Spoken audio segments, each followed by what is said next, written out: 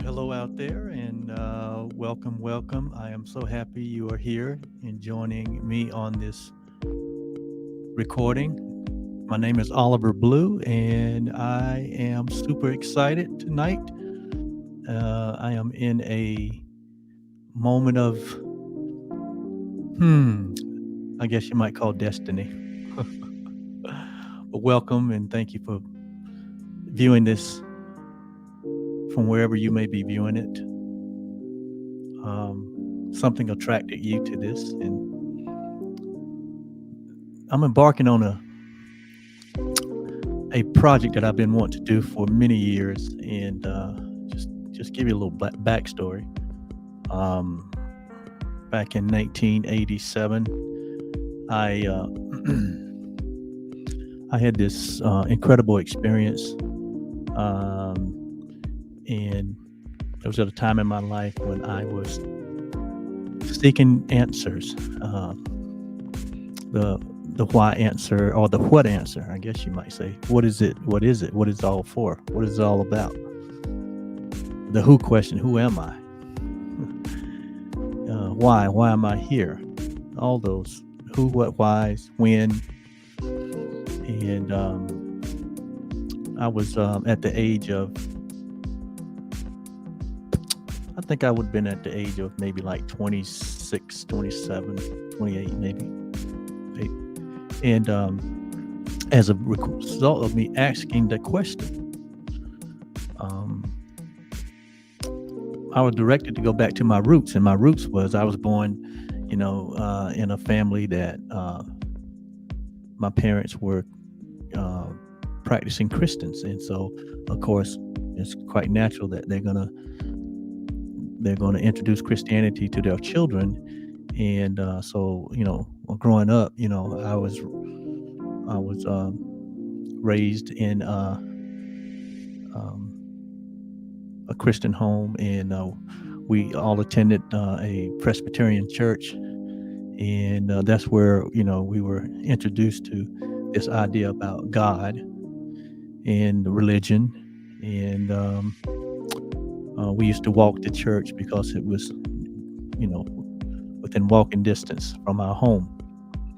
And that's where I got my first conscious awareness that there was something beyond my awareness of my individual identification, and that there was something responsible for that. So the concept of God was introduced to me in that vein. And so I grew up in the church my whole time that I was living in my parents' home, and then off to school I go, and then when off to college I go, and then when I go to college, I wasn't as regimented as attending services and all, but eventually, I totally just kind of went away from the practice, and this is something I did irregularly when I felt an urge to reconnect. But anyway, in the process of time, I got married, had my first child, and it was right after I had my son that and began to look at what have I done here? I brought another human being in the world, and I'm responsible for mentoring this very vulnerable human being. And so I began to, I was really afraid, because I was really afraid of having that responsibility. And so I began to have these inner conversations about hey, what are you gonna do here? What are you gonna be here? Eventually you're gonna have to mentor your son. And so as a result of all that, I began to turn back to my roots. And so I went back and started reading this book. It's called the Bible, and just trying to find some answers. And just so happened that one night about 2 o'clock in the morning, I was reading over in Matthews, and I think it was chapter 5, chapter 6, verse 33, I believe, and it talks about you are the light of the world, and that a light does not, you don't take a light and put it on a candle, put it on a bushel, but you put it up on the candlestick so everyone can see. And that I was supposed to let my light shine, that the whole world could see it, so that there would be a witness that life is real, that God is real. And that hit me at the very core of my existence, like nothing else before. And it resulted in this just overwhelming feeling of love and divine presence. I can't explain it. It just happened that way for me. I was at home in my bed, wasn't in a church, and so it was a one-on-one experience with, I can't define it, can't explain it, but it was an awakening for me.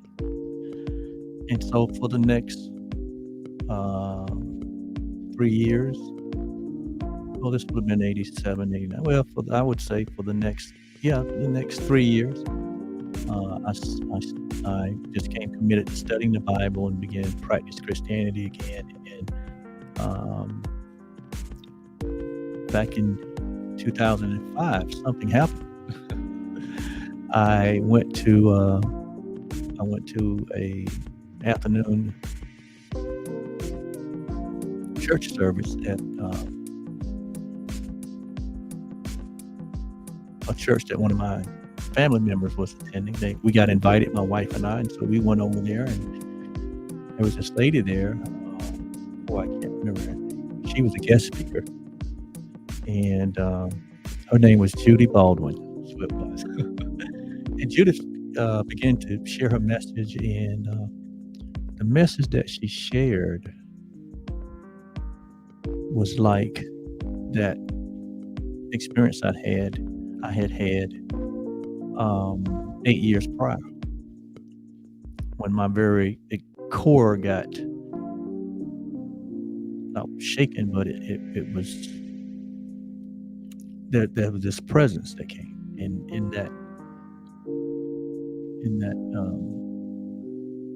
the event of her speaking. She began to speak and say things that I had seen, thought about, contemplated, that was in the Bible, that was really beyond what I had experienced or seen, in the religious community that I was hanging out in. And it just shook me to the core, because it bared witness to some things that I had questions about, and it was almost like she connected all the dots for me. And in her message, she mentioned this book. And the name of the book is A Course in Miracles. And she referenced the book in terms of, that was the path that she was using for her spiritual practice. And I was so impacted by what she said, and that I immediately went out the very next day, bought the book. And this was in 2005. And for the next 17 years, I studied that book. I mean, really studied it inside and out. Read every page in the book. And I listened to one of the teachers of the book that helped me to better understand what it was saying. And his name was Wapnick. He's not with us anymore. The book was actually published in 1977. If you get the book, you'll notice that there's no author that's written on the cover of the book, because the way this book came about was very unusual. And the two people that collaborated to bring this what I think is probably one of the most, to me, one of the most fascinating, dynamic piece of literature that has ever reached this planet. And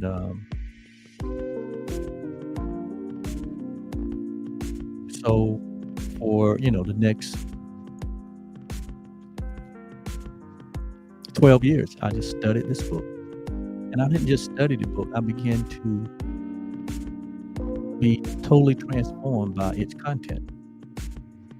A Course in Miracles is the name, and if you think of that in traditional sense, you would think it has something to do with the supernatural, from a religious standpoint. But uh, that's not what I found it to be. What I found it to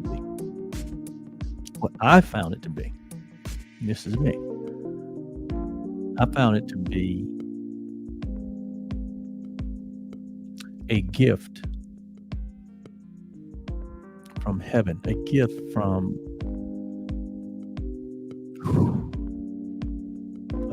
love, a gift from that presence that I sensed and I felt, on those two occasions. Love itself. It was a gift from love. It was and with the that contained all that I needed to become aware of all the answers to all the questions that I have ever asked, where it concerned my identity, where it concerned my relationship with humanity, my relationship with the physical creation, and my relationship with that which is responsible for all of this. I realized that one that is breathing all of us um, was not just close to me, but was the very me, myself, my very being.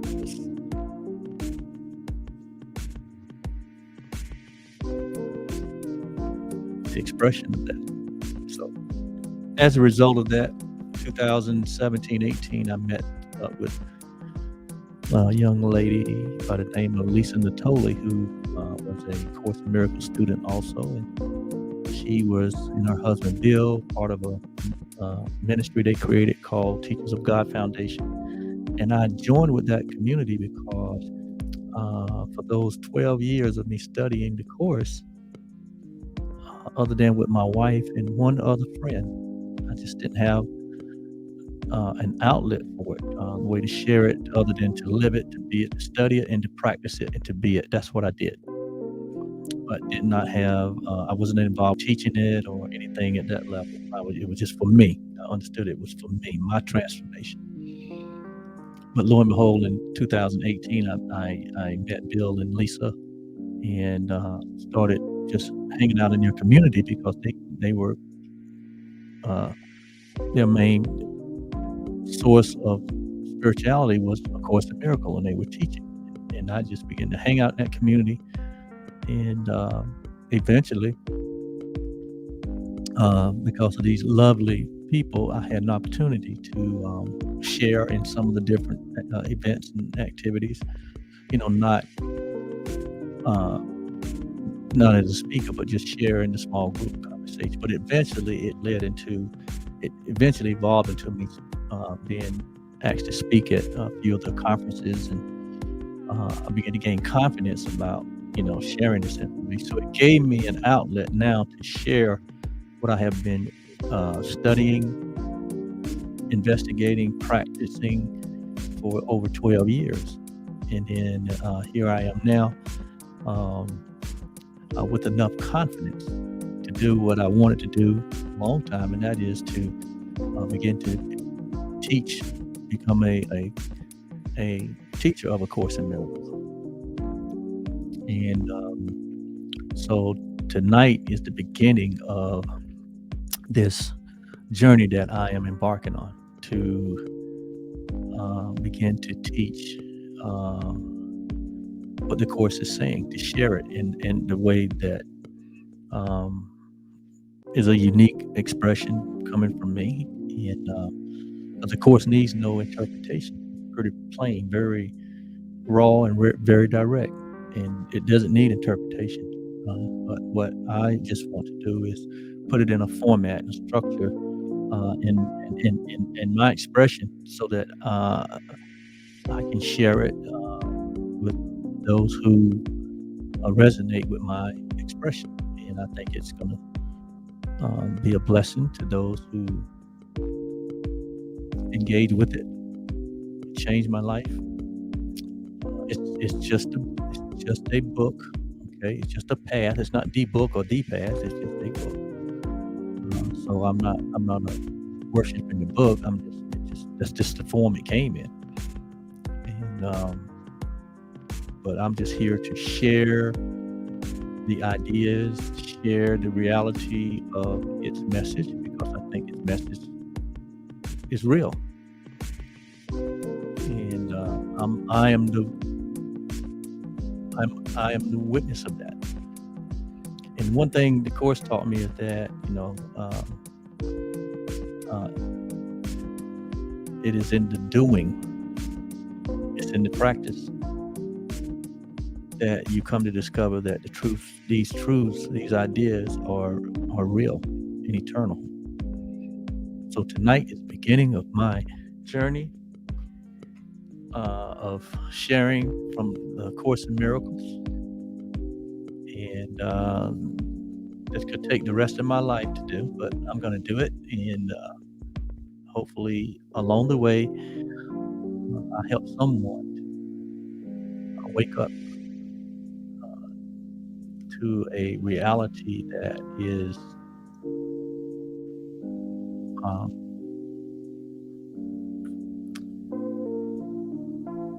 life-changing for you.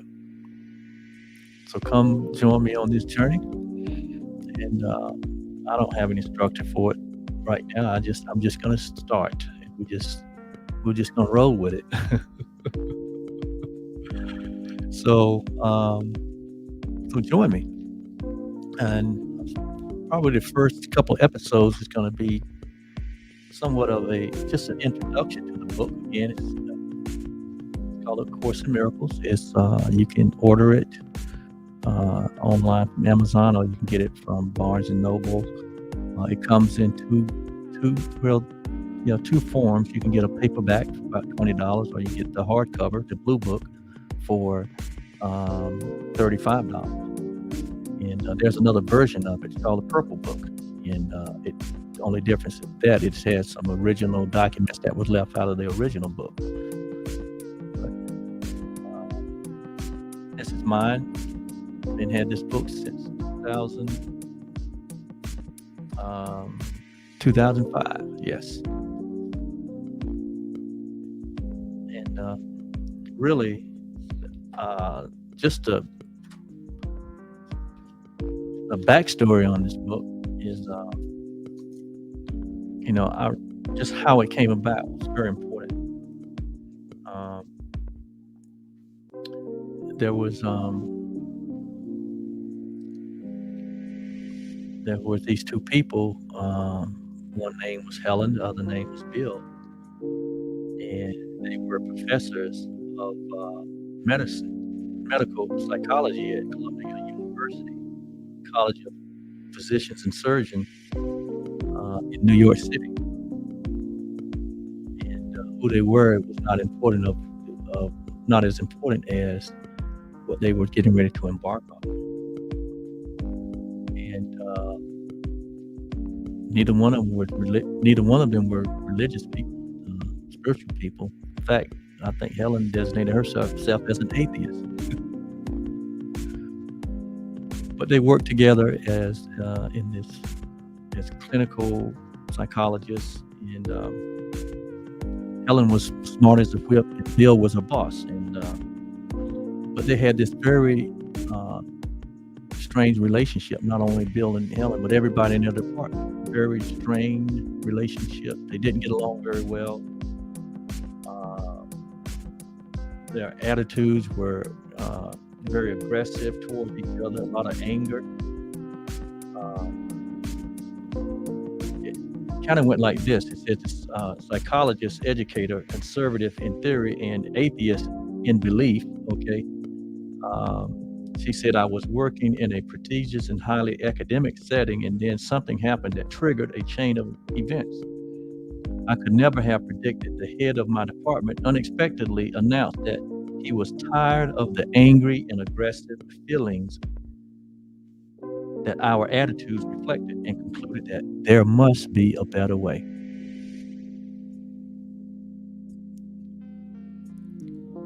All of us have come to points in our life where things were not going well, relationships were strained, it just wasn't working. And we may have not said it out loud, but we said it to ourselves. There's got to be a better way than this because it's not working. This is the point that these two coworkers came to,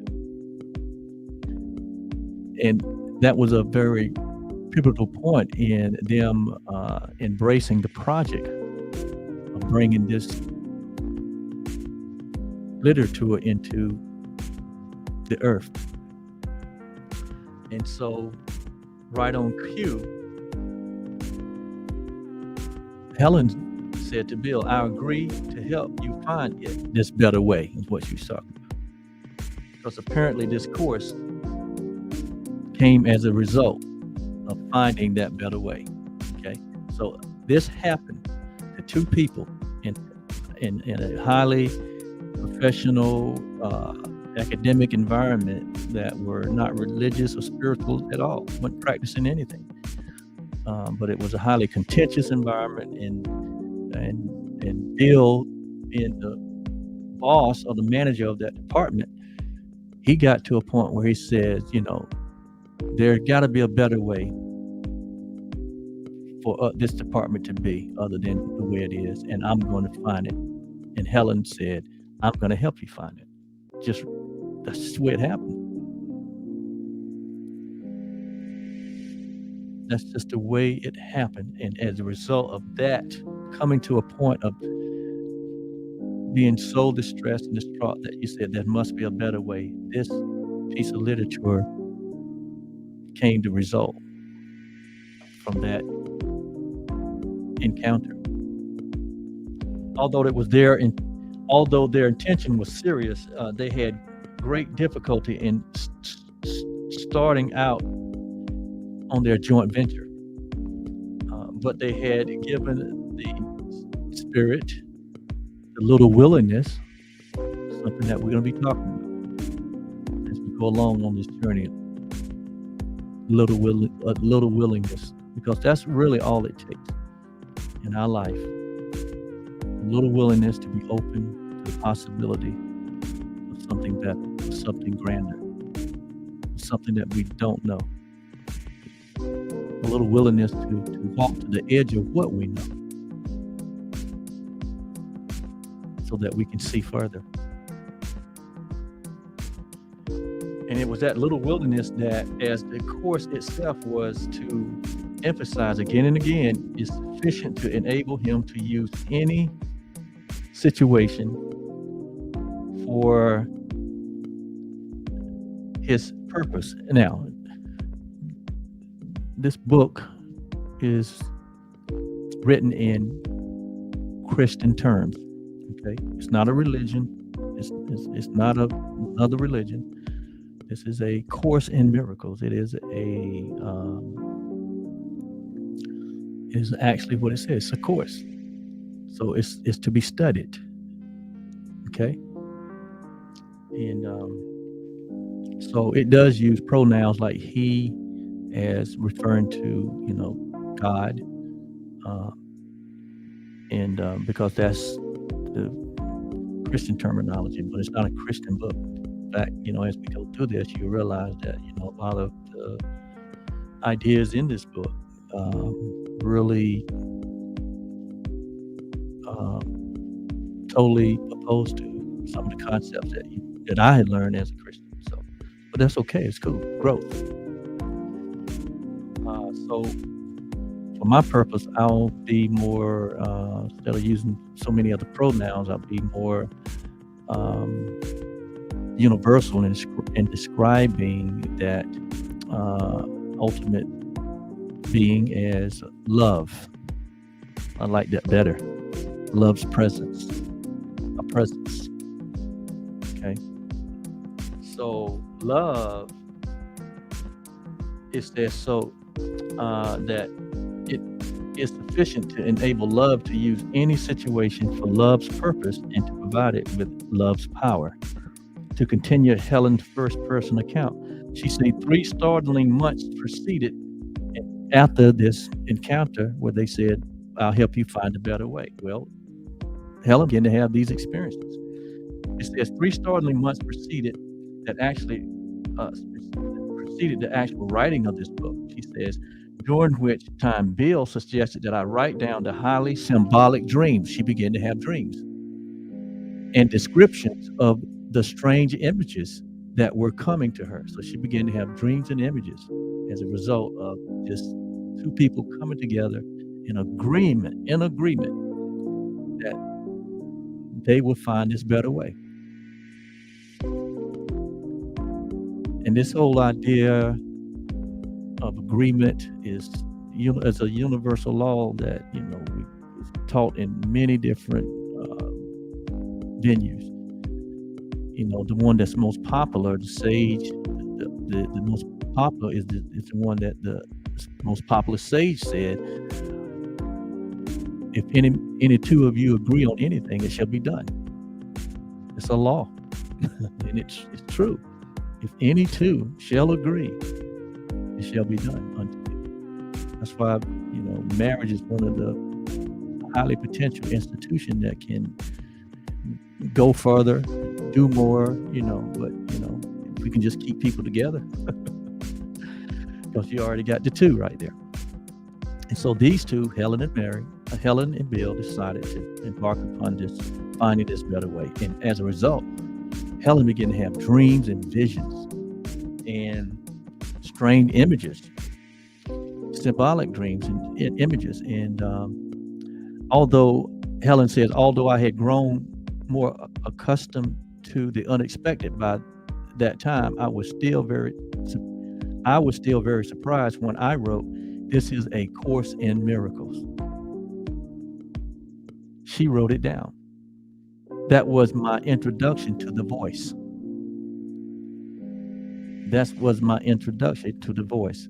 This is a course in miracles. She spoke that. And the voice she's talking about is, at that time, she began to hear this voice. It was almost like a dictation. She described it here. She said, this was my introduction to the voice, because it said, this is a course in miracles.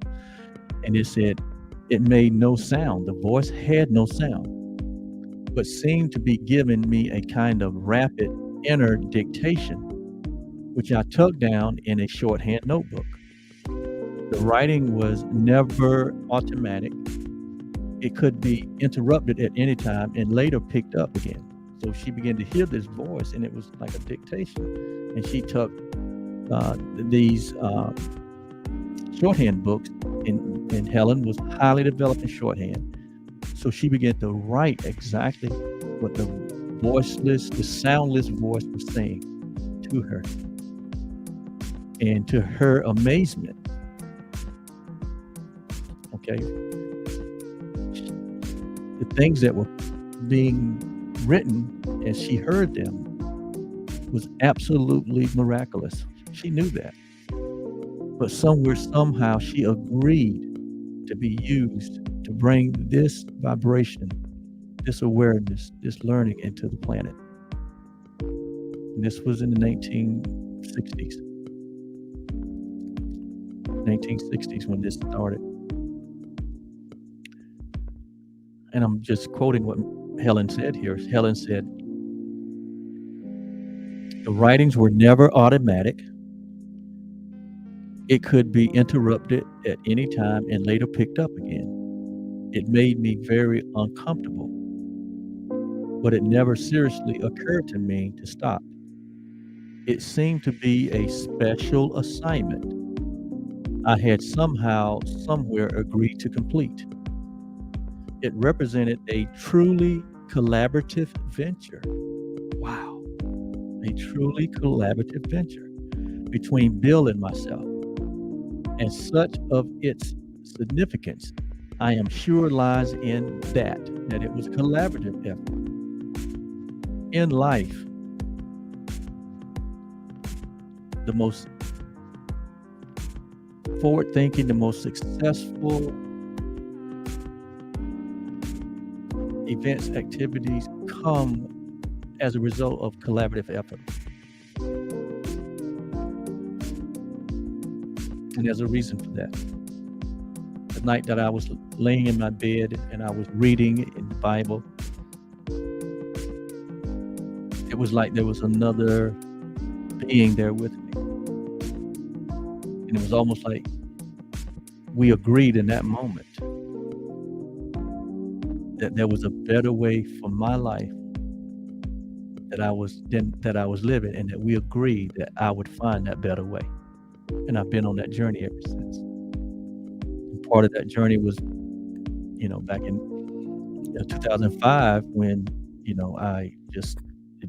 it seemed like it was just happened to be at that afternoon service.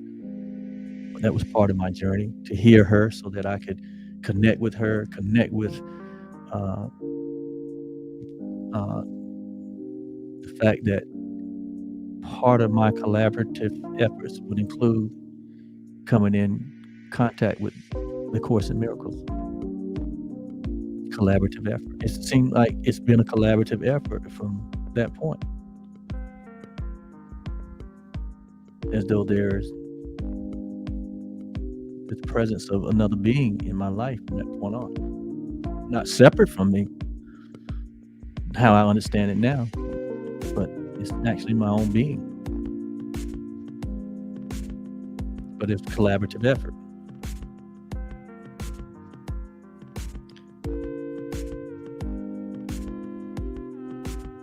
She says, I am sure it lies in that collaborative effort.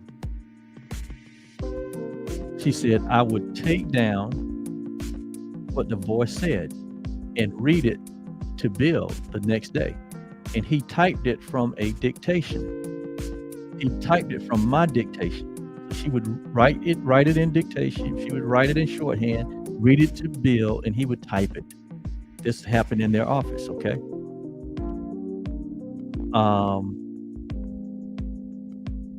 I expected he had his special assignment too. Without his encouragement and support, I would never have been able to fulfill mine. The whole process took about 7 years. Now, this process went on for 7 years. The text came first, then the workbook for students, and finally the manual for teachers. So there's 3 parts to this book. Actually, they've added 2 more parts since she wrote this. But this book is actually has 1, 2, 3, 4, 5, 6 parts. There's a preface, which is where I'm reading from the preface. Then there is the text, 660 some pages of this text, which shares the ideas of the Course in Miracles. And then there's a workbook for students, which contains 365 lessons, workbook lessons. Again, this is a course. And so it has 365 workbook lessons that's supposed to be a year-long engagement, where each day you take one lesson, which has one idea, and you practice and do exercises. And all of this is designed to help you train your mind to think in alignment with the content of what's in the text. So it focuses on the mind and renewing the mind, rejuvenating the mind, or reversing the mind to think along the line of truth, or the line of what is real. And we'll get into that. And then the manual for teachers is a section for those who desire to become teachers of A Course in Miracles. And it has some very good and instructional information in there. And then there's a section on clarification of terms, which helps you to, if very go into deep, more depth in terms of explaining the different terms that are in the book. Because, languaging is, everything has its language, but language is falls very short of being able to adequately describe, what's beyond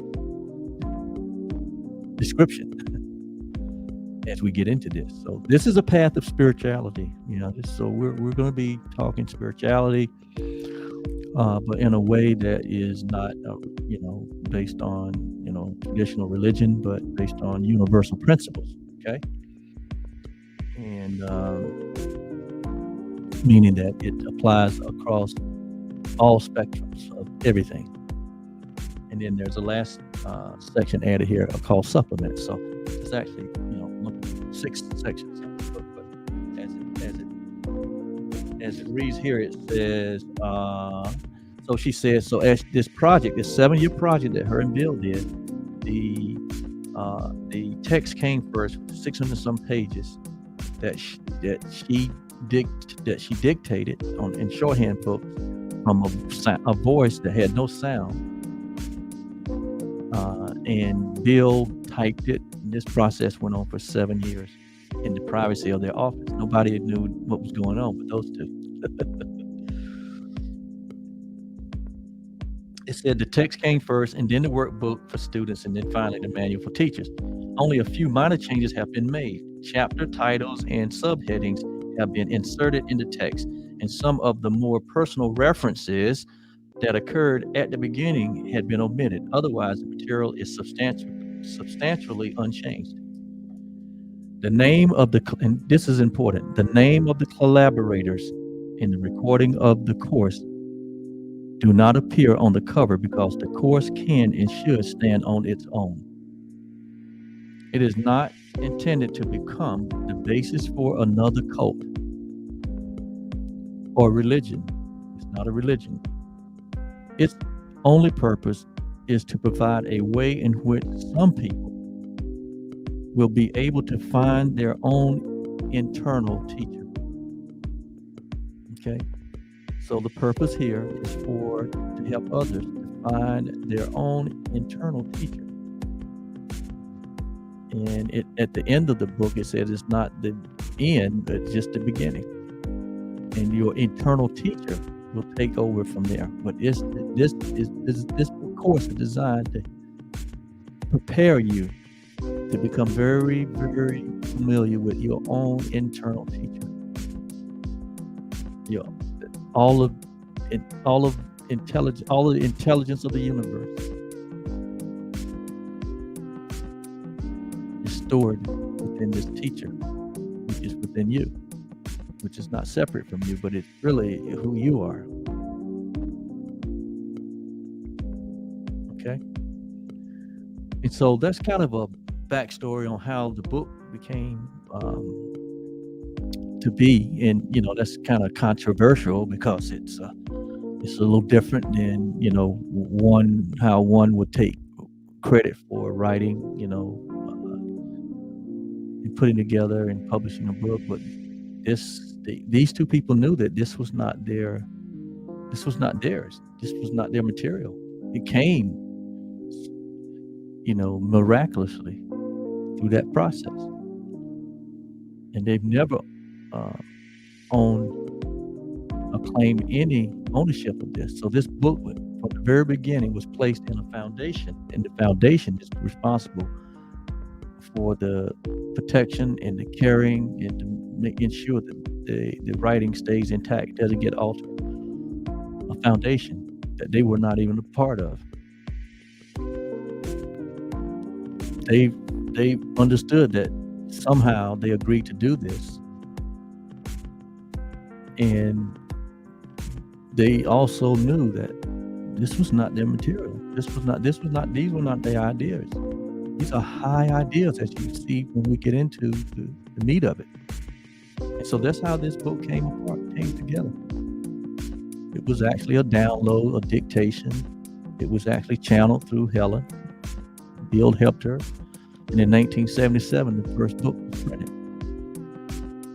And right now in 2020, I think I don't know, that may only be 20 million people that have read this book. But it's fairly young when you compare it to other, spiritual writings. It's a very young book. It hadn't been around long. But if you're listening to me, somehow you got drawn here because it's just the way it happens. If it's just a path, and it draws certain people that resonates with this, and it'll be a good path for them. My wife and I, we have a coaching business, and we don't take every client that come to us. We have a session, and we have hours of conversation, and then we decide whether we're a good fit with particular clients. Some clients are not a good fit for us. Of course, the miracle may not be a good fit for everyone, but there's other paths. There's thousands of them, So it's not that this is, the path. It's just one of 1,000. And it's a special path. It's a special, and when I say special, meaning it's a unique expression of spirituality, very advanced from my standpoint of view. It's very advanced when you compare it to your traditional religion. Very advanced. So if you're about advanced, maturing as a being, as a in awareness, then maybe this possibly could be for you. So stay tuned.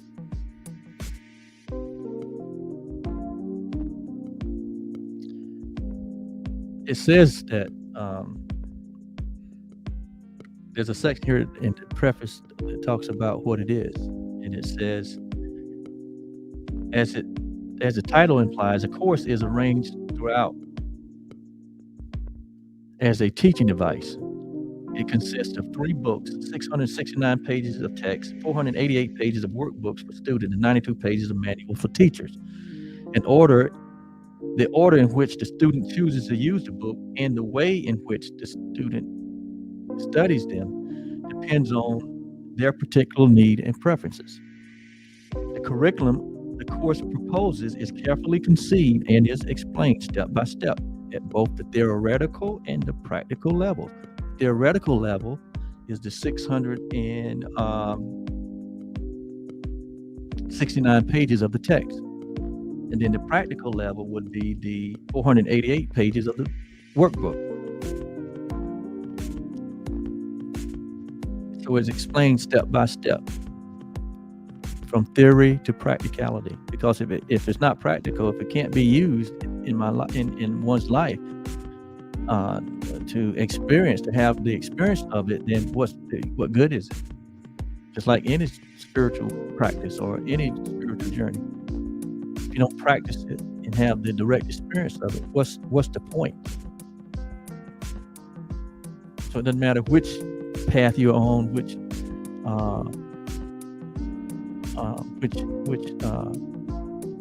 religious practice you practice, or which religious practice you attest to. If you don't have the experience of it, then what's the point? So it's about experiencing it to its fullest. So it says it emphasizes application rather than theory. There's a scripture in the Bible that says faith without works is dead. That's what he's saying here. So in the course, it stresses not the theory, but the application.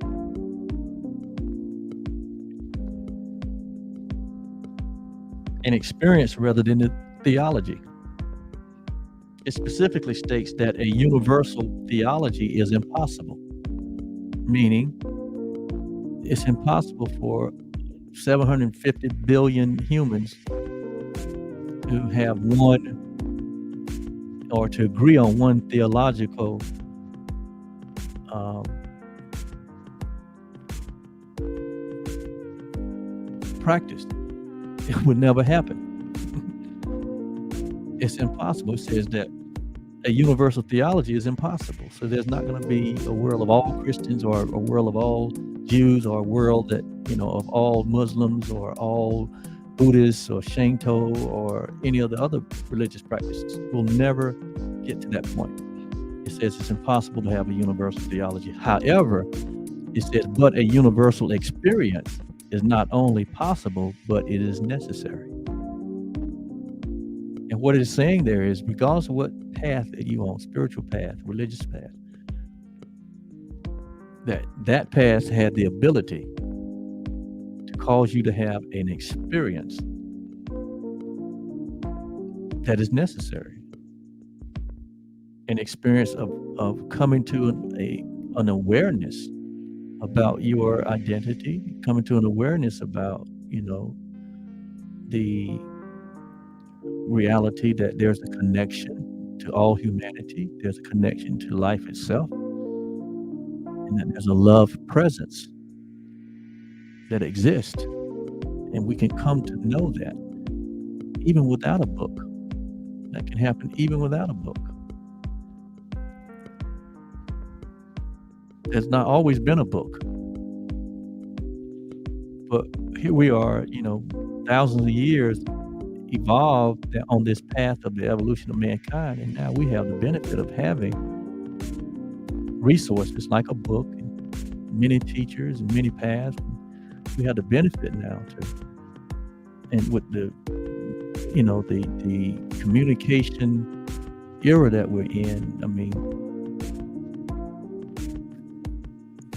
the world has gotten smaller, not larger. And so in that, all these resources have been made available to us. Again, not possible for a universal theology, a one world religion. That's never going to happen. But it says it's not only possible, but it's necessary that every human being will have a universal experience.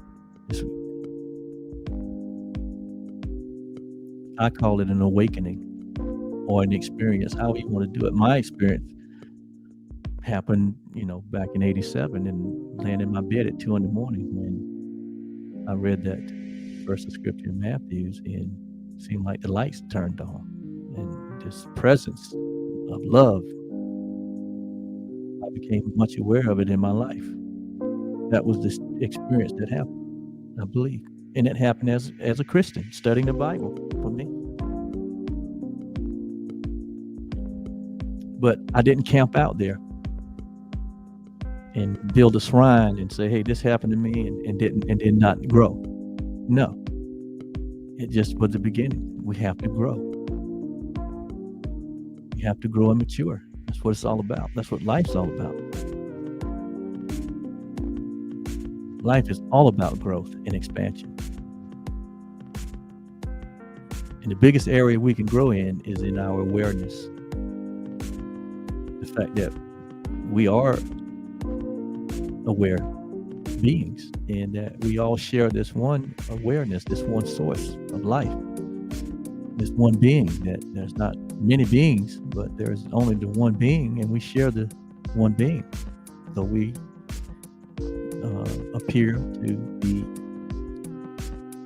projected in a body that has an individuality and separate from all other bodies. But as we get into this, you'll better understand what the body is for. It's not who we are. It's a tool, like this Course in Miracle book. It's not who I am. It's a tool. It's a communication device. Well, your body is a communication device. It's not who you are. It's a communication device. It's how you communicate with other bodies. It's how you communicate in this physical world that we live. But that's not who you are. Body identification has gotten us in so much trouble because no two bodies are alike. Okay? then it says, although the book is Christian in statement, meaning it uses Christian terminology, the course deals with universal spiritual themes. So universal mean one song.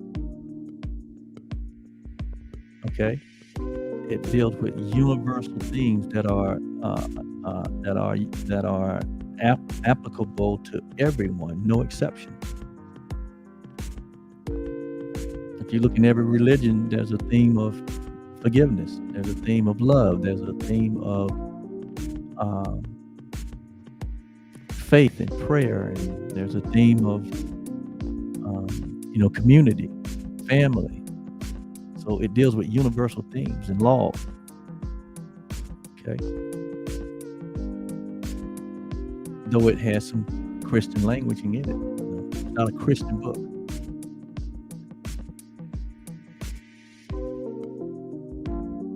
It says, although Christian in statement, the course deals with universal spiritual theme. It emphasizes that it is but one version of the universal curriculum, just one version. There's thousands of versions of the one curriculum, and all curriculum points to love.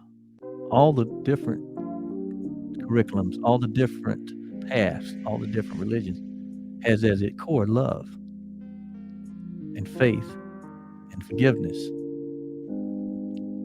and brotherhood and fatherhood and oneness. All these are universal themes. Joy and happiness and peace. All these are universal themes.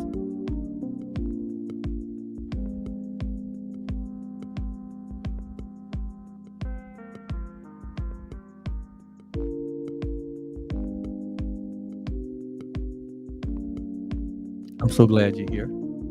If you're still here, I'm glad you're here.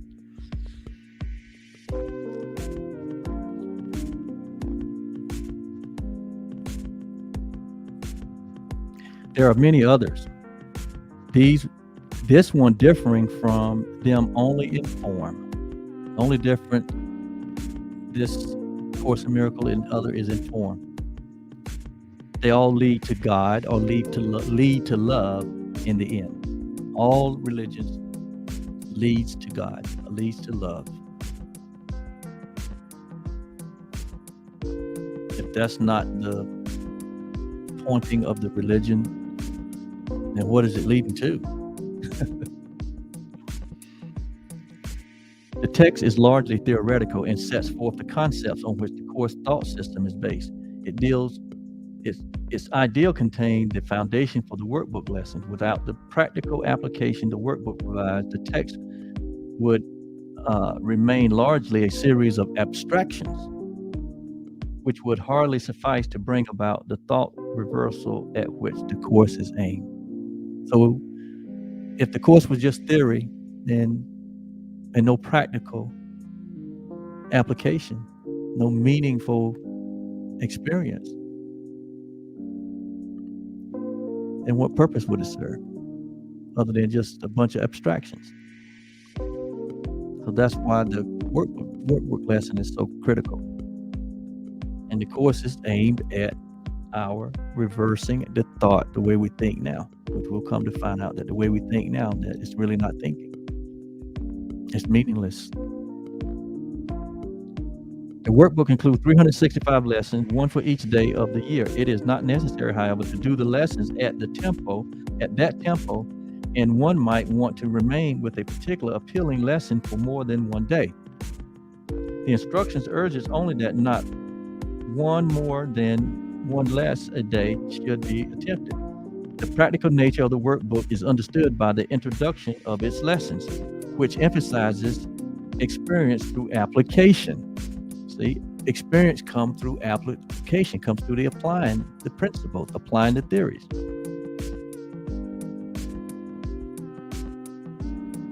Rather than a prior commitment to a spiritual goal. So it is the doing of the application, it's applying of the theory that brings about a direct experience. I mean, that's practical. I mean, even in secular settings, that principle is practiced. We teach you, you go to a job, they teach you their way, their system, and the expectation is that you practice it so that you become what? Proficient at it, become convinced about their system. Because without the practicing of it, then how can you get to the results? But this is an important part here I want to read. Some of the ideas that the workbook present you will find hard to believe, and others may seem to be quite startling. This does not matter. You are merely asked to apply the idea as you are directed to do. You are not asked to judge them at all. You are asked only to use them. It is their use that will give them meaning to use. It is their application, their use that will give them meaning to you and will show you that they are true or they are real. But without the application, the transfer of the reality of these ideas will not be a direct experience. You will not experience the reality or the truth of them. And that's in any practice. It's about you becoming like that night I was laying in a bed and it says, you are the light of the world. Okay. And that you don't take a light and put it on the bushel. Okay, I understood that. But you put it on a candlestick, okay, so that, those that can see. And so you let your light shine. So telling me that I'm the light of the world is one thing. That's just theory. But then, but then me practicing not putting it under a bushel, but putting on a candlestick is practical application. Because once it gets on the candlestick, it brings light to it and illuminates everything around you. So it's like that in any endeavor. If there's not a practical application of it, there's no perfection of it, there's no direct experience of it, and there's no transfer of this reality into experience. Okay? So very practical path here, very practical. That's why it's called a course. You study. You have to study. Study means you familiarize yourself with the theoretical ideas that are being brought forth. And then you go practice them by completing the workbook lessons. And then you have the direct experience. So some of the ideas may be very hard to accept. You may even resist them. It says here, some may be even startling. But don't judge them. Just do the practice, and then it's the doing of them that will convince you and show you through your experience that they are real and that they are true. Remember only this: you need not believe the ideas, you need not accept them, and you need not even welcome them. Some of them you may actively resist. None of this really matters or decrease their efficacy, but do not allow yourself to make exceptions in applying the ideas the workbook contains, and whatever your reactions to the ideas may be, use them. Nothing more than that is required. Okay? So it's about having an open mind, practicing the ideas, practicing the exercises, and then allowing the exercises to show you of their reality and of their truth. And that we take no exception. Okay? So it's like being given an instruction and following the instruction. That is the process by which transfer is made, where you become one with the theoretical idea that is being brought forth.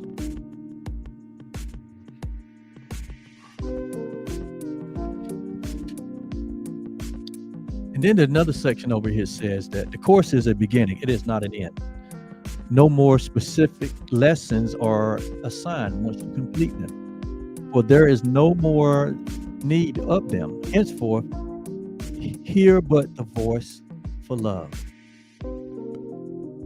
Love will direct your efforts, telling you exactly what to do, how to direct your mind, and when to come to love in silence, allowing for love's sure direction, love's certain word. So this book takes us through a process of renewal, rejuvenation, into thinking in alignment with the ideas that are put forth. And we're going to get into the ideas. We're going to take a journey somewhat through the text at the beginning.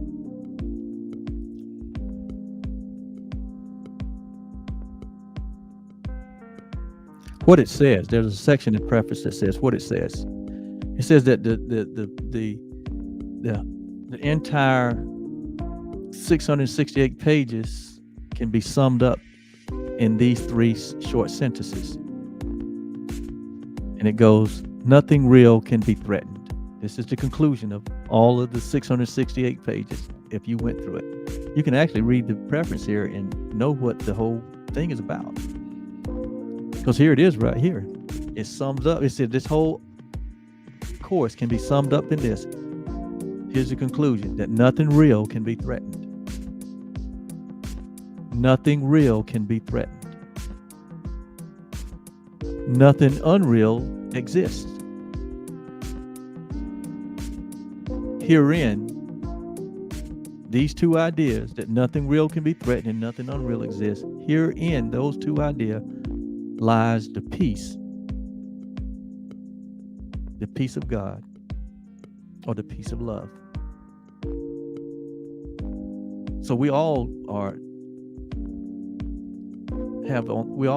have this great desire to have peace in our life and to experience peace. It's almost like that's what the chase is about. To have the experience of peace in your life. But we live in a world full of anxiety, a world that's full of division and strife and all kind of hardship and struggles and disasters, and just when you look at it, on face value, it's not a nice place. The world's not nice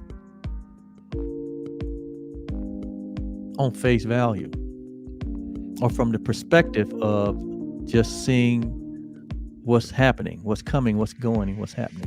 From that perception, yeah, it's not very nice. But there's a way of looking at the world that the book of course is to teach. It's called true perception. And when you look at it from true perception, and you have a point of view that is based on that which is real, which cannot be threatened. And then you realize that what's happening in this world is not real, and it doesn't exist. So therein lies the peace. And I've said a mouthful right there without us going in depth here. So that sums up what this book is all about. And that's amazing that it can be summed up in that 3 sentences.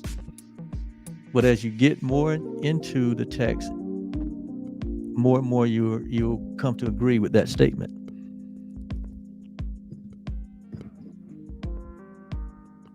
It says that this is how the Course in Miracles begins. It makes a fundamental distinction between the real and the unreal. That which is real cannot be threatened. That which is unreal does not exist. So it makes a fundamental difference, that there's reality and there's unreality. It makes a fundamental distinction between the real and the unreal. It makes a fundamental distinction between knowledge and perception. It makes a fundamental difference between, it says that knowledge is truth. Knowledge is synonymous with truth. And truth is under one law, the law of love or God. So you see, it makes a very connected statement here that I love. It says, the law of love or law of God. So it is saying that love is synonymous with what we term God. Okay? We gave that name or that label God. Man gave that label God. Okay? We call whatever supreme being that we think exists, we call it God in different cultures, and but here, and for course purposes, it says love and God is synonymous. So I prefer to use love and love's presence. It's softer. It's a softer expression. I'm about inviting everyone to this table, to this journey. So I want to use I'll use whatever I can to not make it, cultish, religious. I just want to be able to share the principles, the laws, the reality, the love, the oneness, the awareness, the forgiveness, the beingness. That's all I want to share. I'm not into all of the things that the world fights about, religion fights about, politics fights about, families fights about. My focus and attention and energy is on the love, man. Why? The Bible says love casteth out all fear. Love conquers all. Love is the ultimate.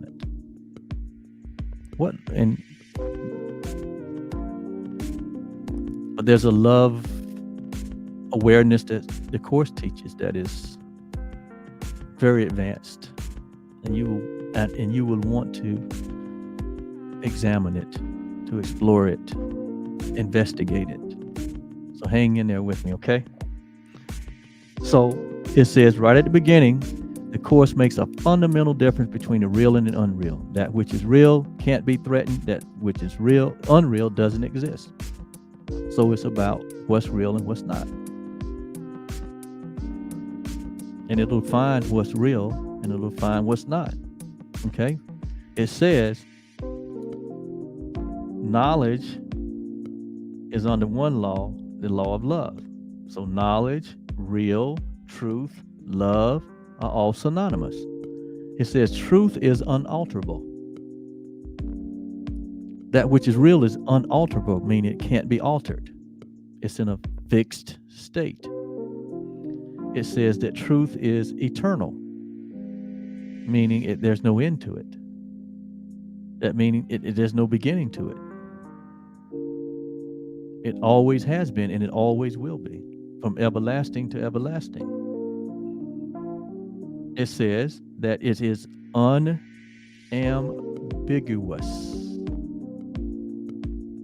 meaning not subject to the flux and flows of situations, circumstances, and conditions.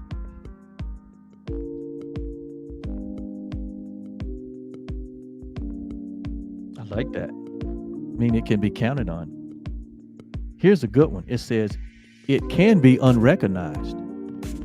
Truth, reality, God, love can be unrecognized by the human being, but it cannot be altered. Wow. You can be unaware of it. You can be unaware of reality. You can be unaware of truth. You can be unaware of love. You can be unaware of eternity, but it cannot be changed. So that means you can count on it. You can count on truth. You can count on love. You can count on God. You can count on reality. It says it can be unrecognized but cannot be changed. It applies to everything that love created. What did love create? We're going to find that out according to the course. It said it applies to everything. There's no exception that love created. And only what love created is real. Only what love created is real. Wow. We're going to have a lot to explore here. It says, it is beyond learning. It is beyond learning because it is beyond time and process. It has no opposite. Truth has no opposite. Love has no opposite. God has no opposite. It has no beginning and no end. It merely is. It just is. It is what it is. Truth, reality, love, God, knowledge, all of these are synonymous. And you can count on them. They are what they are. They're unchangeable. Can be unrecognized, but they're unchangeable. Then it says, the world of perception, on the other hand, so now we're looking at two worlds here. We're talking about the world of knowledge, that the world of reality versus unreality. It says, so we just described what reality is, or truth is, or God is, or love is. And now it's gonna talk about the fundamental difference.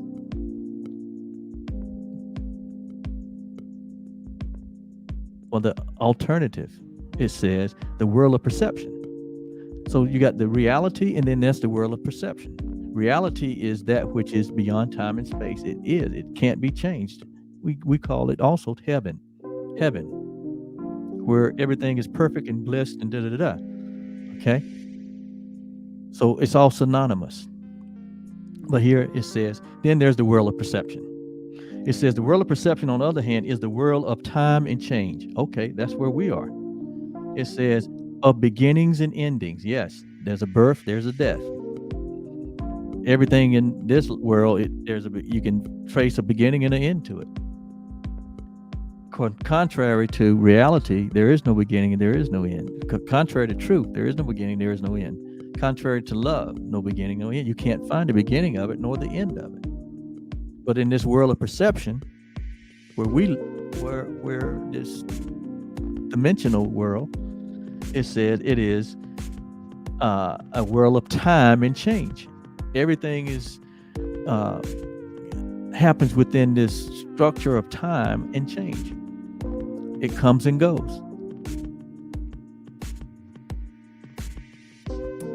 Beginnings and endings.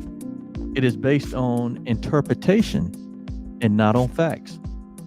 So the world of perception is how one perceives, is basically how one interprets. And we can have myriads of interpretations in the realm of perception. It says it is based on interpretation, not on fact. It is the world of birth and death, founded on the belief of scarcity, loss, separation, and death. It is learned rather than given, selective in its perceptual emphasis, unstable in its functioning, and inaccurate in its interpretation. So this world of time and space, which we find ourselves in, that the body relates to, it is a world of perception, and it's very selective, it's very unstable, and it's very inaccurate, and is always changing.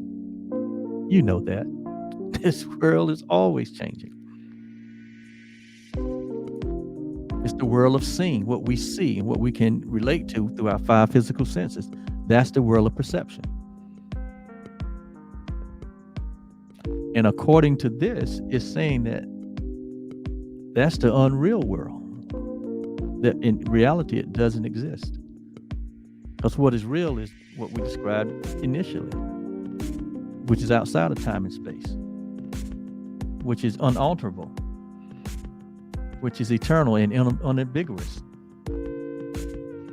It's not fickle.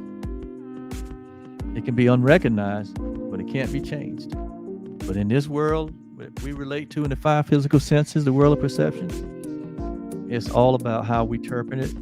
It's all about change. It's all about limitations.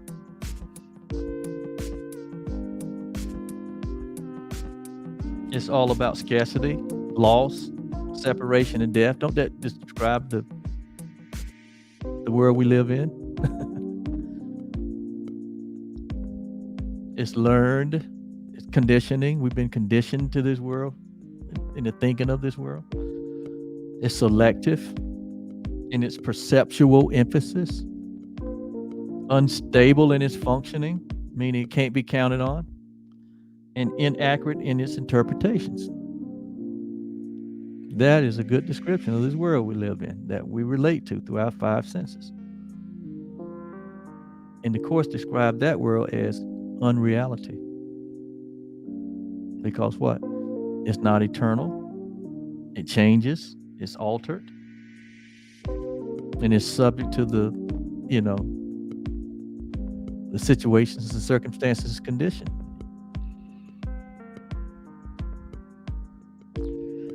It says, from knowledge and perception, respectively, two distinct thought systems arise which are opposite in every respect. In the realm of knowledge or truth or reality, no thoughts exist apart from love, because love and love's creation shares one will. The world of perception, however, is made by the belief of opposites and separate wills in perpetual conflict with each other and with love. What perception sees and hears appears to be real because it permits into awareness only what conforms to the wishes of the perceiver.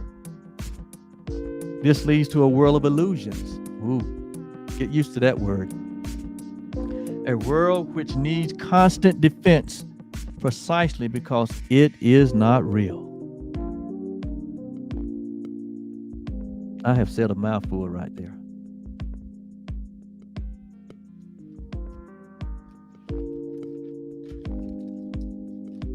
There's a lot more in this preface.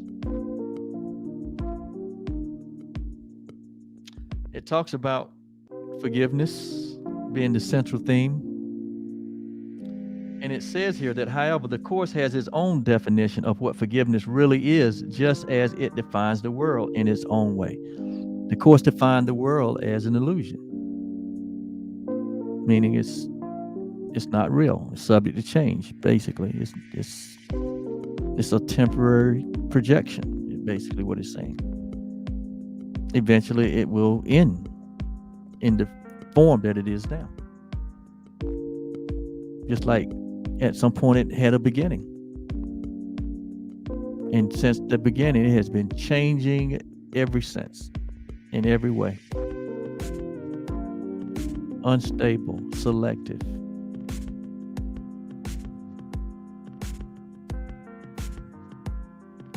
The world we see merely reflects our own internal frame of reference. It reflects our perception, our point of view. From what point of view are we looking at the world? From the point of view, like it says, are we looking from the point of view of reality? Or are we looking from a point of view of perception and our interpretation? Are we coming from a place of scarcity and lack and fear and separation? Or are we coming from a place of oneness and stability and no change?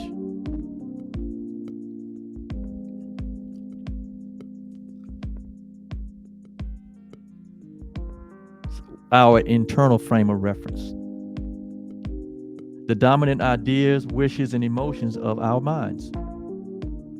What it's saying here is that what is in our minds, what we're thinking, will determine the way we see. And what we see will be determined by the nature of our thoughts. If our thoughts are based on reality, then what we will see will be based on reality. But if our thoughts are based on unreality, the instability and the uncertainty of a changing world, then our interpretation will be based on that. It says that the dominant idea, wishes, and emotions of our mind. Projection makes perception. We look inside first, decide the kind of world we want to see, and then we project that world outside, making it true as we see it. You've heard that before. This is the truth as I see it. Which basically is a projection of our thoughts. projection of our emotions. It's a projection what's inside of our thinking. How are we thinking? Are we thinking in alignment with reality, or are we thinking in alignment with an illusion? We make it true by our interpretations of what it is we are seeing. If we are using perception to justify our own mistakes, our anger, our impulses to attack, our lack of love in whatever form it may take, we will see a world of evil and destruction and malice and envy and despair. That doesn't need an interpretation. All this we must learn to forgive. Not because we are being good or charitable, but because what we are seeing is not true. It's not real. It's just a projection of what's in our thoughts. And we make that reality by projecting it. But it's not real. It's just a projection of what we're thinking. If we're thinking from a point of view of that which is not real, from a point of view of perception that is based on interpretation, and that interpretation is motivated by our emotions, by our, belief in separation, then we're going to have, the world will point back to us exactly what is in our mind, and we project it out, and we project it so that we can see what we're thinking. See how that works? And we haven't even gotten into the lesson yet. This is just the introduction, my friends. Good, isn't it?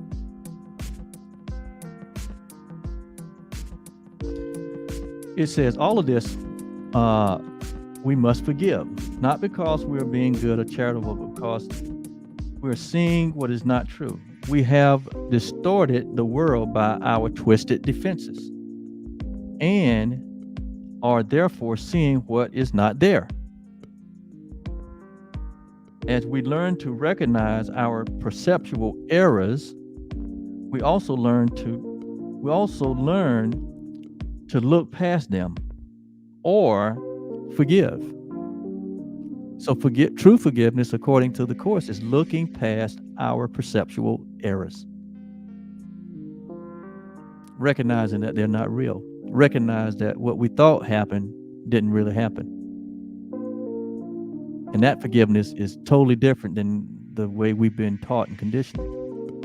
That we forgive something that really actually happened. We forgive it because it actually happened. And so it's like we're, being merciful to someone. But the reality is true forgiveness has nothing to do with what appeared to have happened. Forgiving a projection. It says, so we look past it. We look past our perceptual error. So it puts it back on us. It says, and we learn to look past them and forgive. At the same time, we are forgiving ourselves. Why?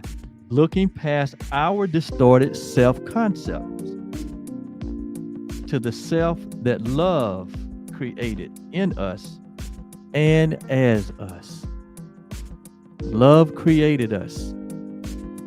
And love not only created us, love is us, as us. So we are, at our very essential nature, we are love.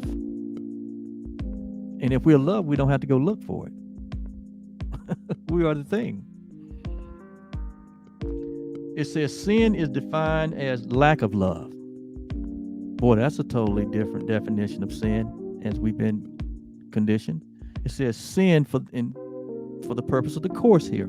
It says sin is defined as a lack of love. So if love is our nature, then when we don't recognize that, when we don't recognize that we are love, but we may have a perception that love is somewhere else and love is something to be pursued, it says that's sin. It's just a lack of love, an awareness of it. And they call it, the Course, that's what the Course calls sin. It's not about what you do. how you're acting. That's the way we were conditioned, but it's about having an awareness of the truth, having an awareness of what's real. It says, since love is all there is, remember, love has no opposite. Reality has no opposite. Reality can't be threatened. Reality can't be altered. It says, since love is all there is, sin in the sight of love is a mistake to be corrected rather than an evil to be punished. And most of us grew up in religious systems that taught that sin is to be punished, and that sin was based on our actions, or our attitudes. And here is saying that sin is just an unawareness of love's presence, an unawareness of your very nature of being loved. And that is a perceptual error that can be corrected. Now, isn't that a whole lot more easier to understand and more inviting than it's an evil to be punished? Okay? Our sense of inadequacy, weakness, and incompletion comes from the strong investment in the scarcity principle that governs the whole world of illusion. That there's a shortage, that there's scarcity, there's not enough for everyone. And so if there's not enough for everyone, then who decides who gets what? So this is the system of perception, the world of perception that we live in. And you see how chaotic that has become over the years, to where it has created the haves and the have-nots. Scarcity principle. And for the haves, there is no scarcity. For the have-nots, there is nothing but scarcity. Where did that come from? It's showing us right here. It says it governs the whole world of illusion. From that point of view, of scarcity, we seek in others what we feel is wanting in ourselves. We love another in order to get something ourselves. That, in fact, is what passes for love in the dream world. So here it is, introducing another way of explaining this world of perception. They call it, we've heard it called a world of perception. We've heard it called an illusion. And now it's saying that it's like a dream world. All these are synonymous. Okay? Get used to the terms. It's just a systematic way to help us reverse our way of thinking. It says, there can be no greater mistake than that. For love is incapable of asking for anything. And so our conditioning about what love is to get something from someone else, because we're lacking in ourselves. Scarcity principles. And we know what that produces over time. A lot of anger, a lot of hurt, a lot of greed, a lot of anger, a lot of suffering, because that is the illusionary, dreamlike, perceptual world way of seeing things. And it does not recognize love, and it doesn't recognize love as being itself. It doesn't recognize that love is the only thing that is real, and it has no opposite. So it creates a whole way of thinking and seeing that is destructive, that is divisive, that is unstable, that is motivated by fear and sin consciousness and guilt.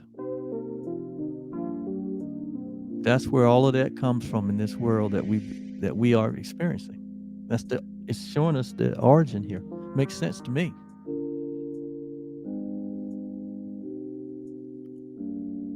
It says, there can be no greater mistake than that, for love is incapable of asking for anything. Why? Because love has everything. Love is everything. That night in my bed, when this awareness came over me, that was love. And back then I thought it was love coming from somewhere and meeting me in my bed, as though it was separate from me. But now I realized that it was the love that was in me. I had opened up the door enough to allow the light to shine from my essential nature, my very own nature. I had opened up the door enough to allow love and love's presence to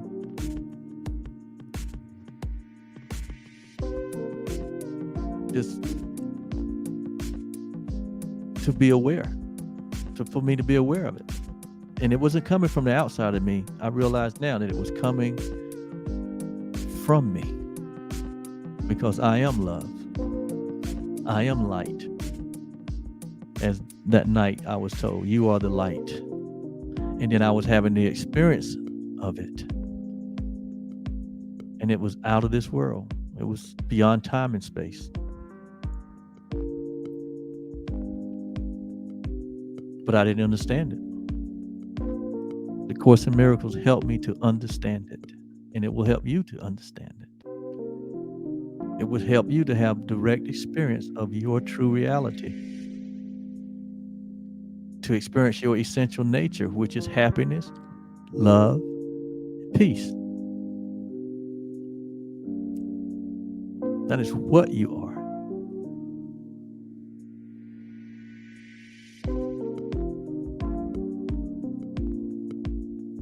Just let us sit in that for a minute. I know I've been talking a lot. Actually, I've been talking an hour and 31 minutes. I'm going to be finishing up here very shortly. Long introduction, but I want to get through the introduction.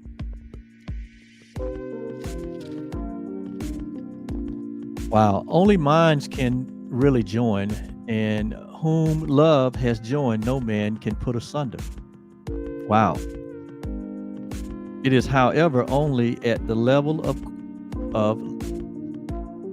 love's mind that true union is possible, and has, in fact, never been lost. The little I seeks to enhance itself by external approval, external possessions, and external love.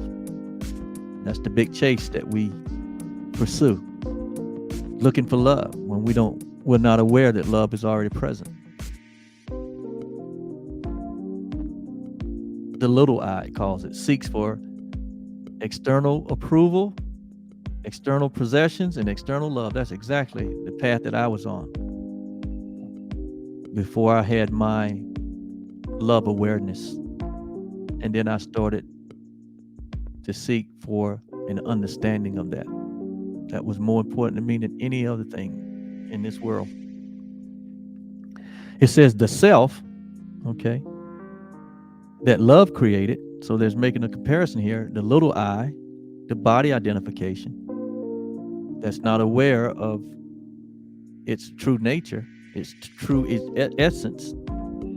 It seeks to enhance itself by external approval, external possessions, and external love. It looks out into this five physical world, the world of illusion, the world of dreams, and try to enhance itself by possessing these things, looking for approval, looking for love, and getting possessions, looking for external love. That's what that point of view does, the world of perception. But what it says, the self, or the real world, the self that God created,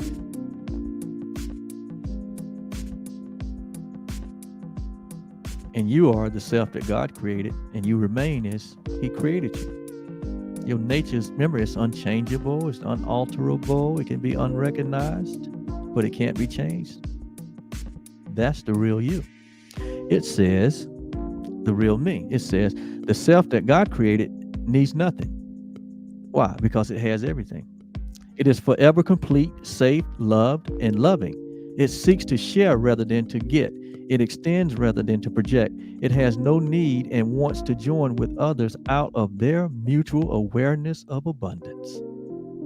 So, this self, this reality, in reality, there is an abundant mindedness versus in the world of perception, there is a scarcity awareness. Totally opposite. Remember, I said the world of illusion is totally opposite. The world of perception is totally opposite than that which is the world of truth and reality and love and God. It says the special relationship of the world are the special relationships of the world are destructive, selfish, and childish, egocentric. Egocentric. Yet, if given to love, these relationships can become the holiest things on earth. Wow. The miracles that point the way to the return to heaven. The world uses its special relationships as a final weapon of execution and a demonstration of separativeness. The love transforms them into perfect lessons of forgiveness and in awakening from the dream. Each one is an opportunity to let perception be healed and errors be corrected.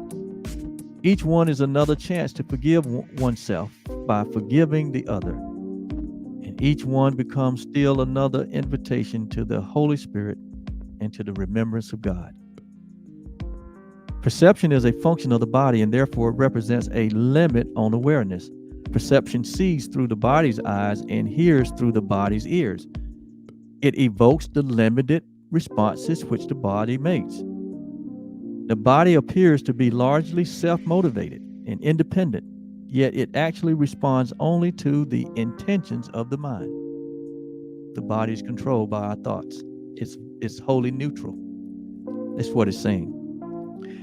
If the mind wants to use it for attack, the body, in any form, it becomes prey to sickness, age, and decay. If the body is used for attack, according to the course here, it says that it becomes a prey to sickness, age, and decay. When we use our body to attack other bodies. If the mind accepts love's purpose for the body, for it instead, it becomes a useful way of communicating with others. The body is a communication device. It's not who you are. It's just a device by which we communicate. And if you don't understand that, then you will use the body to attack others, which puts you in, puts us in a position to be a prey for sickness and age and decay, if used for that purpose. It says that it becomes a useful way of communicating with others, invulnerable as long as it is needed, and to be gently laid by when the use of it is over. So the body is only a communication device to be used for your individual expression, to express what is real, which is only for a time. The body is only for a time. And when that time ends, it is said it this way. It says it is to be, laid aside because its usefulness is over.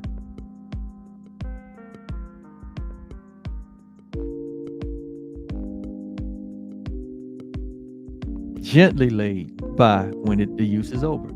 Of itself, the body is neutral. It's just a neutral communication device, waiting on instructions from the mind. And the mind's going to give its instruction based on its point of view. If its point of view is that from that which is true and real, it will instruct it one way.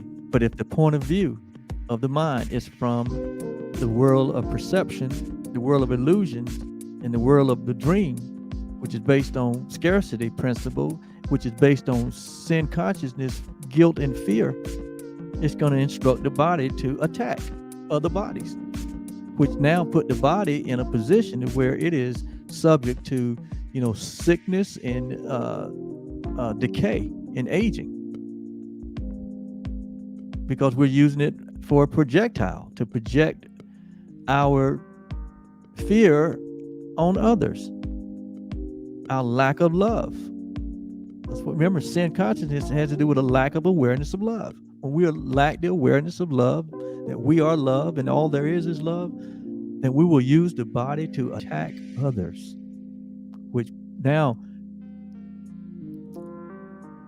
is a message to the body that it is to be punished through disease and aging. And then it finally says through disease and aging and decay. We've seen people that are aged so fast. Life is so short for them because their whole life has been used to attack other people, other bodies.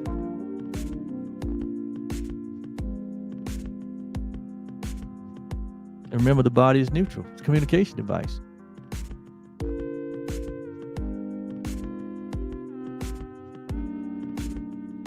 Of itself, it's neutral, as is everything in the world of perception is neutral.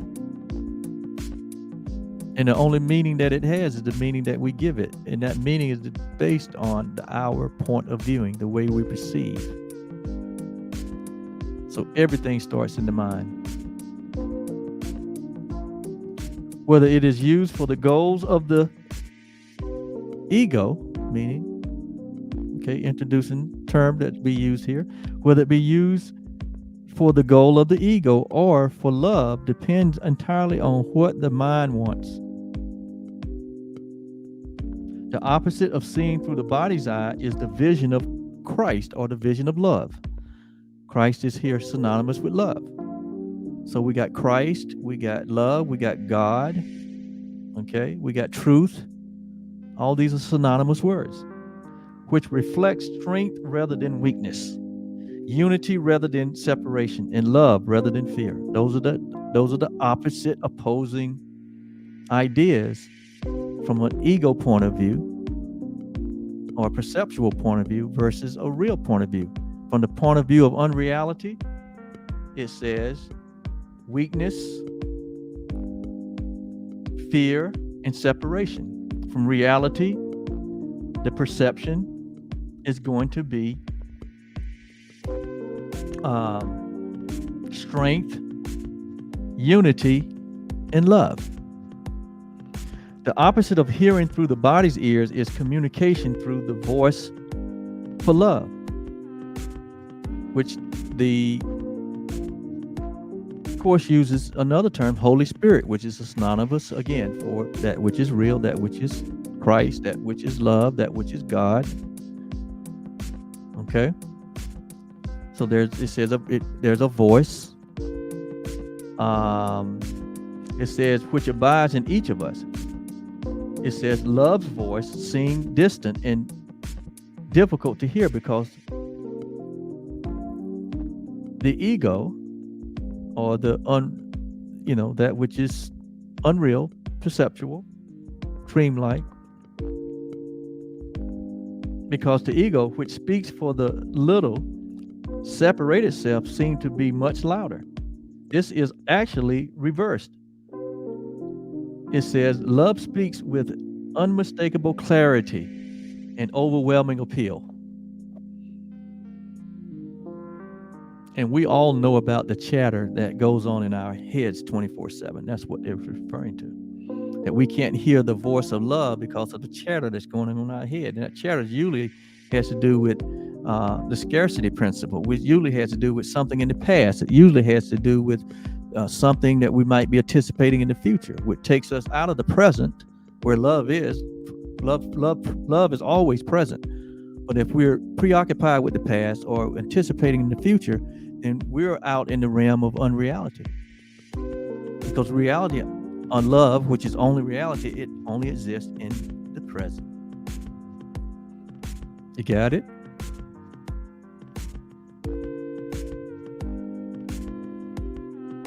And it says that love speaks with unmistakable clarity and overwhelming appeal. Sounds so confident, doesn't it? He has such unmistakable clarity and overwhelming appeal. No one who does not choose to identify with the body can possibly be deaf to love's messages of release and hope, nor could he fail to accept joyously the vision of love in glad exchange for the miserable picture of himself. Love's vision, Christ's vision, is love's gift. God's or love's alternative to the illusion of separation and to the belief in the reality of sin, guilt, and death, which are not real. Only love is real. But your mind will tell you that sin, guilt, and fear is real and drown out and veil and cover up the reality that only love is real.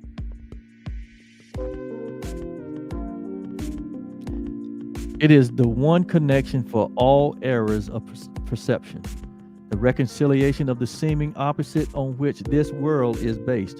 It kindly light shows all things from another point of view, reflecting the thought system that arises from knowledge, from truth, from reality, and making return to love not only possible but inevitable. The return to love is not just a possibility, it is inevitable for all of us. Why? Because only that which is real cannot be threatened. And what is real is that love is the only thing that's real.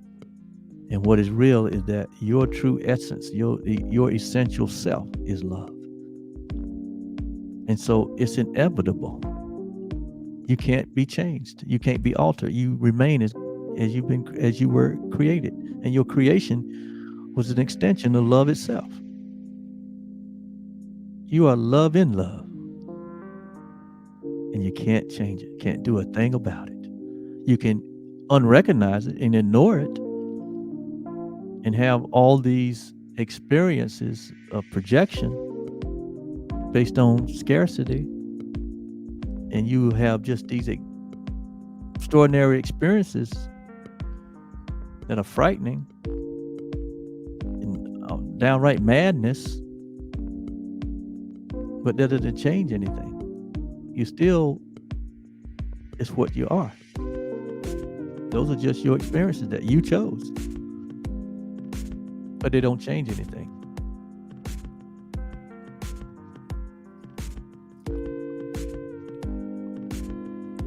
What was regarded as injustices done to one by someone else now becomes a call for help and for union. Sin, sickness, and attack are seen as misperceptions, calling for remedy through gentleness and love. Defenses are laid down because where there is no attack, there is no need for them. Our brothers' needs become our own needs, because they are taking the journey with us as we go to love. Without us, they would lose their way. Without them, we could never find our own. So we need our brothers. We don't need to fight them. We need our brothers to find our way. When we look at another human being, we see the mark of love in every human being. We see it. We know without a doubt that there's a mystical connection that we have, regardless of their skin color, regardless of their race, regardless of their nationality, regardless of their political affiliation, regardless of what football team they love, regardless of who they choose to love, their preferences to love. We make a big deal about that, because people choose to love certain people. And we make a big deal that we attack them. We attack their bodies because of their free will and their free choice to choose who and how they love. We do crazy things, weird things, absolutely insane things when we have a lack of an awareness of love.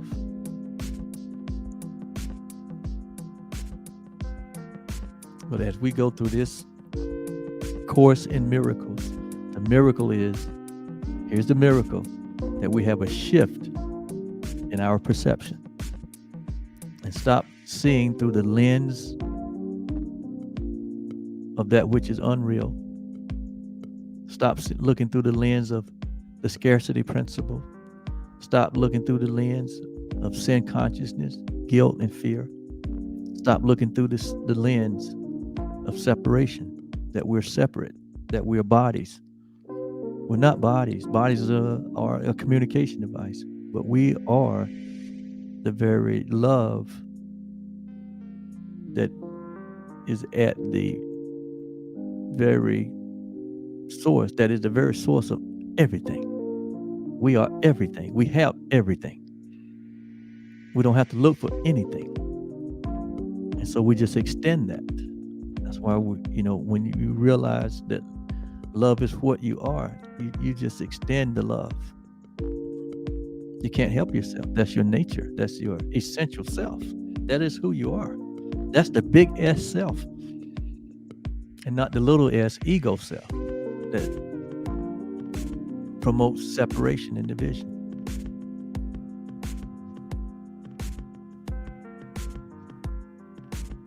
It says forgiveness is unknown in heaven, where the need for it would be inconceivable.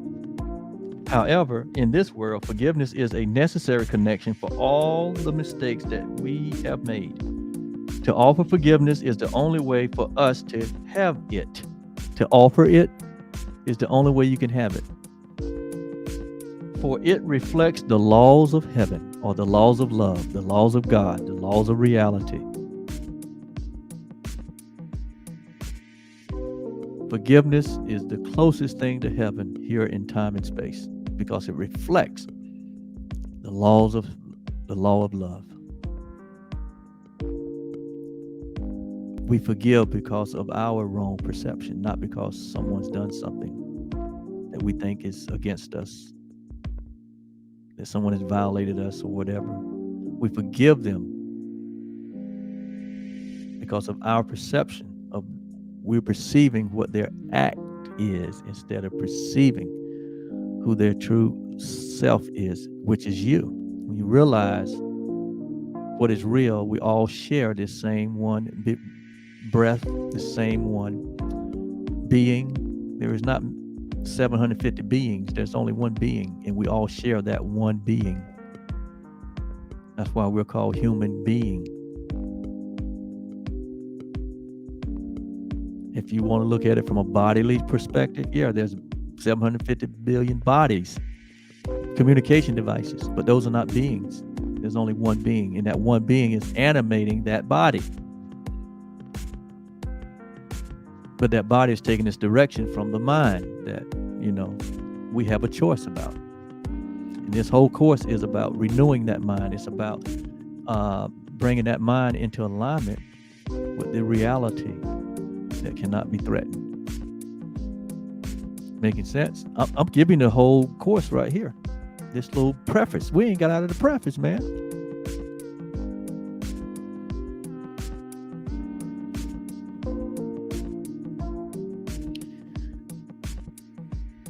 It says to offer forgiveness is the only way that we can have it, for it reflects the laws of heaven, that giving and receiving are the same. Heaven is the natural state of all humanity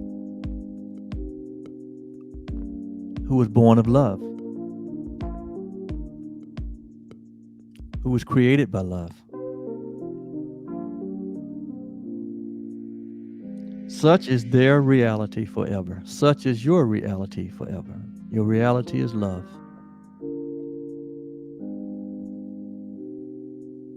It has not changed because it has been forgotten.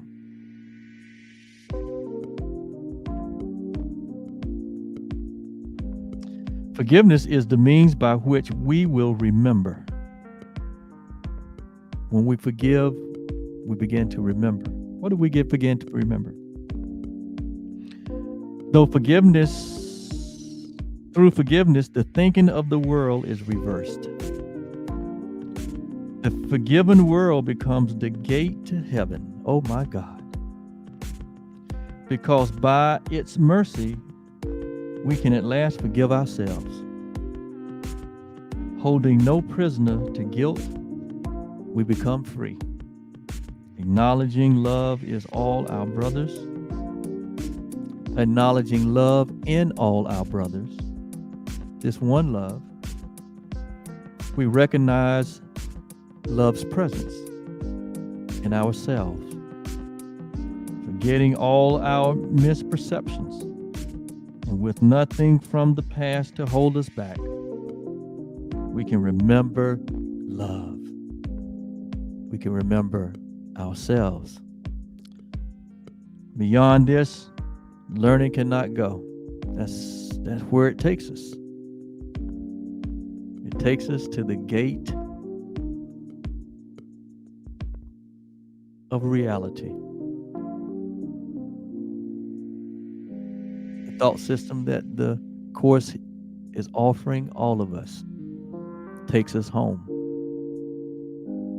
where love would have us be. And we discover that it's the place that we've never left. We were on a journey without a distance. We were like prodigal sons. We thought that we could just find love somewhere else, like the prodigal son. You know, he went to his father and said, "Can I have my inheritance?" The father didn't hesitate. Why? The father knew there's nothing else but love. The father represented love and all that there is. And the son represented this ego idea of separation. But the father knew he would be back because there's nothing else. There's only reality. So the son fell into a dream of separation and ended up, in the dream, he was eating in the pig pen with the pigs. But he came to himself and returned to the father. The father said, "He that was lost hath been found. Let's have a party. Go pick the fattest calves. Let's make merry."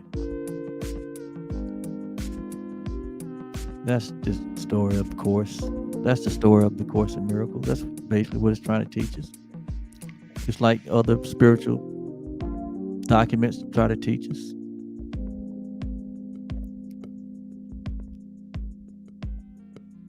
But I find this to be one of the most consistent spiritual documents that I have ever come in contact with. If there's something else, I haven't come in contact with it at this point. But it adds to, there's others, because there are others. I got other books that, somewhere down the road, I would like to do a study on them, because so many books have come since I started reading the Course that build upon the Course. The whole world out here of non-duality, a whole world out here of wisdom that's been here. It's just that you don't attract it to it unless you are ready for it. But you're ready because you're listening to me. If you're listening to me, you're ready. You're ready to take your experience in this dimension to the highest level of thinking, of being. and of sharing. I'm coming up on the 2-hour mark, and I think I'm on the last paragraph. It says, holding no one prisoner to guilt, we become free, acknowledging love in all our brothers. We recognize love's presence in ourselves, forgetting all our misperception, and with nothing from the past holding us back, we can remember love. Beyond this, learning cannot go. When we are ready, love himself will take the final step in our return home. And that's the preference. That's the introduction to A Course in Miracles. Thank you so much for being with me these 2 hours and 15 seconds and counting. If you heard this, I know you felt something different, something deep down inside.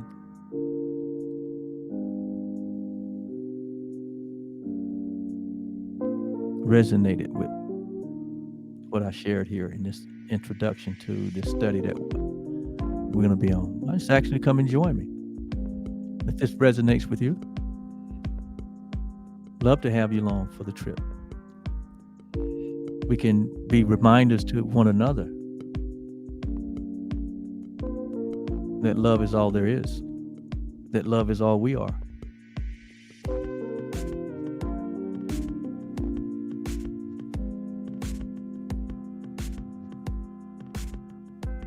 I love you because that's all there is.